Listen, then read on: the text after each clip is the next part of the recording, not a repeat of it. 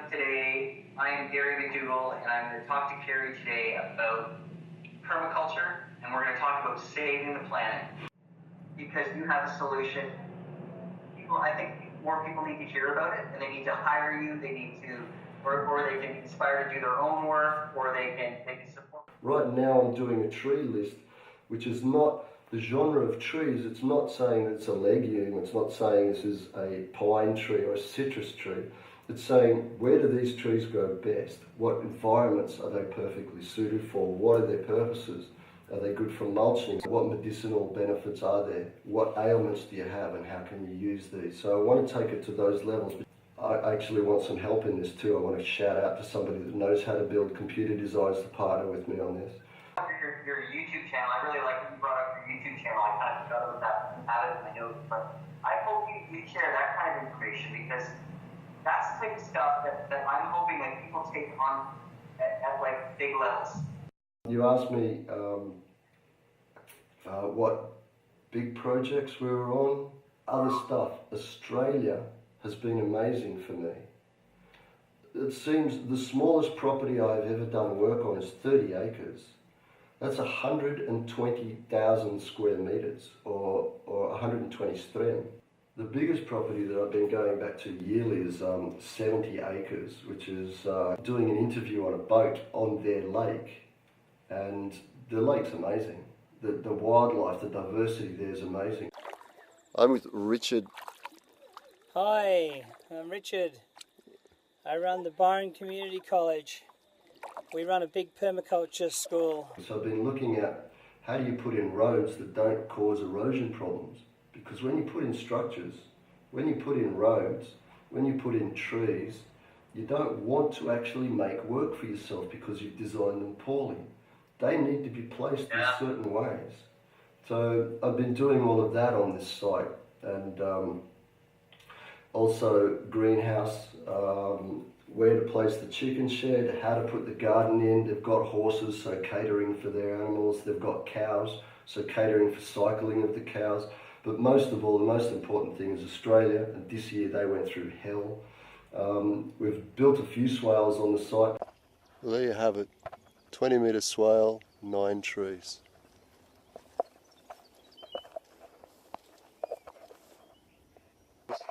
And another road down the back of the swale here.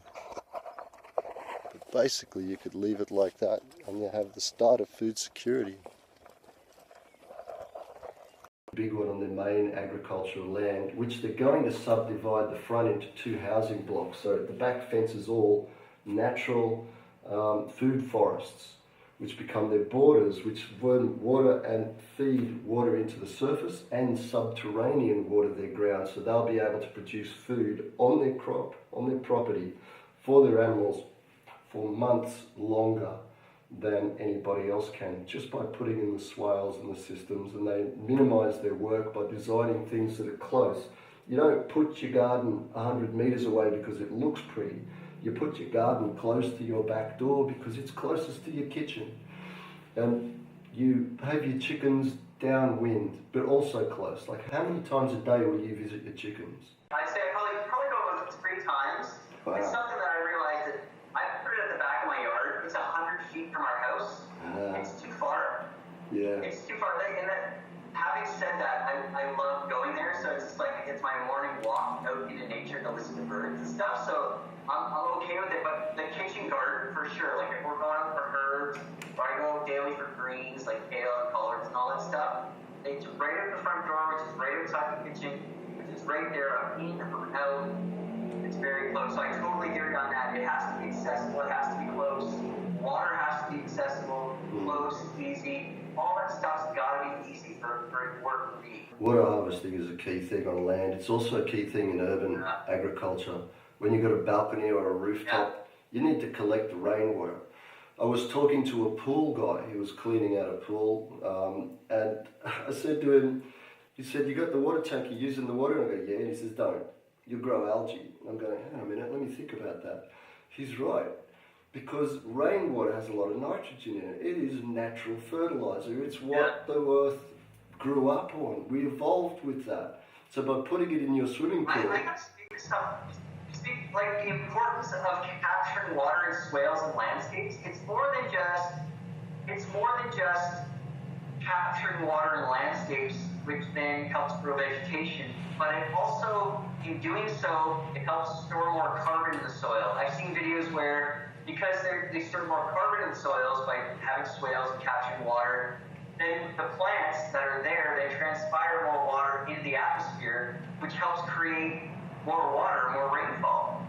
So doing what you're talking about is more than just capturing water. It's healing landscapes. It's cooling the planet. It captures more CO2. It has all these major benefits just because you dug a trench or a swale to a landscape. And I think of a place like Australia. What other place in this world needs it more than Australia? Australia really needs.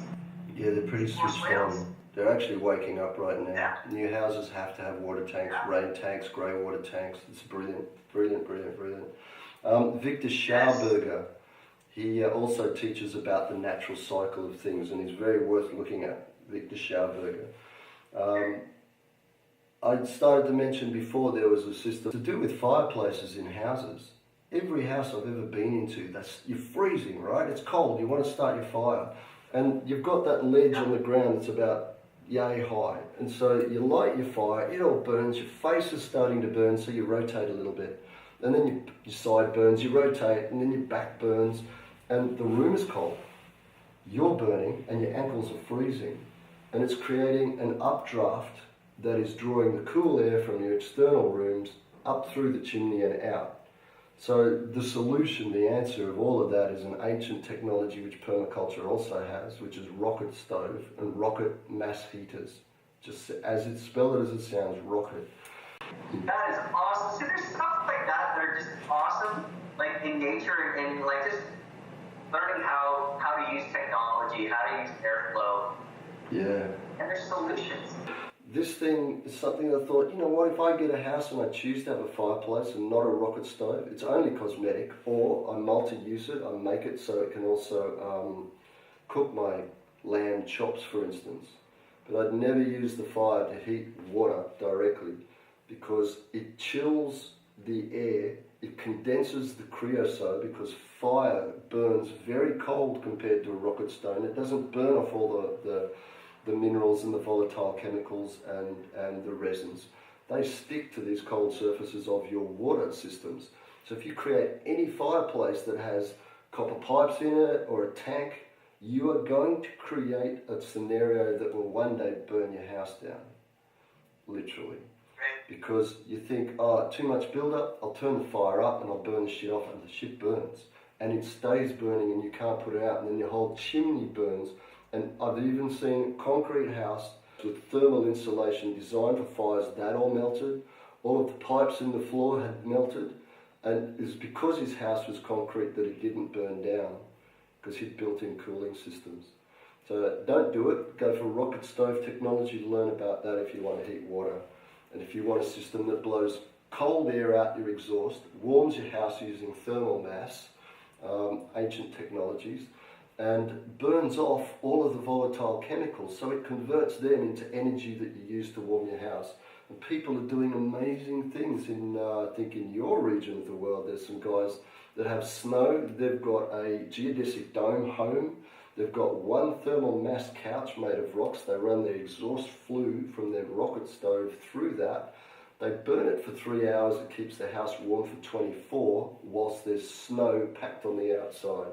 I think there are a lot of solutions in permaculture that if they went mainstream, we would have, like we have the solution. For me? Yeah, what changes people's thinking? What makes you say, today I'm going to buy and plant a tree, and a heritage tree, or a native? Like I want to talk to you about saving this planet. Easy done. How are you doing that? What are your big projects? All right. What inspires you? Too much. Look at that. Where do you start? The solution is really simple, and I put it everywhere.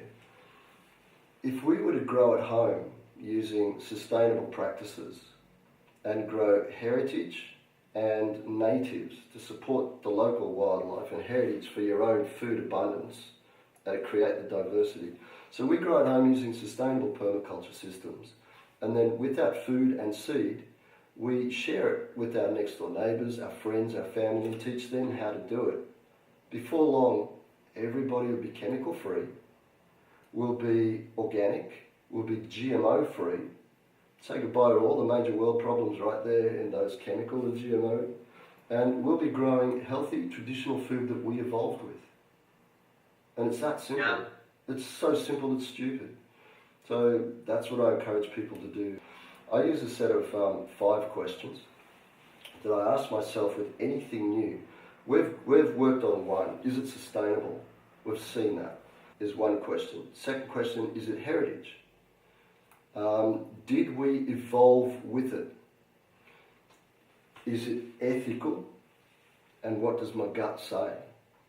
And it doesn't matter what the scenario has been, and I've created many, many more questions and eliminated. Those 5 questions, is it sustainable? Is it heritage? Did we evolve with it? Is it ethical? And what does my gut say? Gives me the answer to most of the questions that I have based on any new thing I want to try out anywhere. Because it's real, it's natural. Kerry, just to summarize, I feel like I had to have this conversation with you because you have a solution.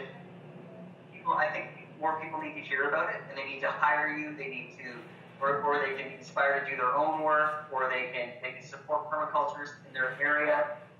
I wanted to have that conversation. You have a YouTube channel where you share information. You work and do this work. Is there anything else you want to add to this conversation before we sign off here? Can I throw in one more thing? Absolutely. I did a balcony for a young couple in Canberra. They have 2 big dogs, and one of the dogs has a problem internally where its poo contaminates food. So they had this tiny balcony which is about 3 metres long, about 2.5 metres wide, had 2 doors going on, and the whole front of it was open to outside, and they're going, we want to grow a garden here. I'm going, my God, how do you do that? So I started asking him questions about their preferences, what their purpose was, found out about the dogs. He is a real nutter about the earthy feeling. He likes steel, he likes wood, he likes that really hard ground, gritty kind of feeling about it. So I designed up a garden for him that worked this way. You get those tubes that all interlock together, those steel poles that are anodized, right? They're like, in American terms, 1.5 inch round tubing, 30mm tube. They're all clamped together. So I created 4 in each corner as posts that are wide enough to fit a tall pot. And then inside the frame I had the pots on each corner. So I had 4 pots with 4 trees. Lemon tree grafted, so the grafting could produce all the different citruses. A fig tree grafted for a few different figs. A plum tree grafted for a few different plums. And then whatever else they wanted, something pretty. So we had these 4 posts that went up. So we had 4 effective columns. Then we did cross supports on those because we needed to support from the bottom, from the top, because the bottom had doorways and stuff. And then on the side, I created a table design that folded, so 2 bits of wood, each about so wide, that would fold on top of each other and slide in underneath the table. So when they needed that, that would pull out, open up, they had a table.